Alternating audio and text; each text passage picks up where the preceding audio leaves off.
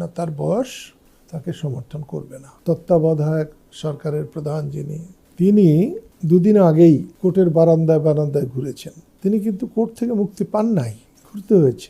ছাত্রদের আন্দোলনে যখন গণেশ উল্টে গেছে, তখন একদিনে কোর্ট উল্টে গেছে। আমার ভাগিনা জয়ের রাজনীতি করার চরিত্র না। সকালে এক কথা বলে বিকালে আরেক কথা বলার, এটা তো জয়ের জন্য সব থেকে মারাত্মক ক্ষতিকর হবে। সে কিসের পরিচয়ে রাজনীতি করবে? তার মায়ের পরিচয়ে রাজনীতি সে করতে পারবে না। তাকে রাজনীতি করতে হবে তার নানার পরিচয়ে। শেখ হাসিনা বা আওয়ামী লীগ বিএনপিকে কোনো সম্মান দেয়নি বলে এই পরিণতির জন্য অনেকাংশে দায়ী। আওয়ামী লীগকে যেমন মানুষ পছন্দ করে না, বিএনপিকেও মানুষ অত বেশি ভালোবাসে না। জয়কে আমি খুব ছোট দেখেছি, তাদের কষ্টের দিনগুলোও দেখেছি। বঙ্গবন্ধু মারা যাওয়ার পর ওরা যখন দিল্লিতে ছিল, আমিও ছিলাম অনেক সময়, জয়কে আমি চায়না ক্লে বলে একটা চায়না মাটি, সেটা নিয়ে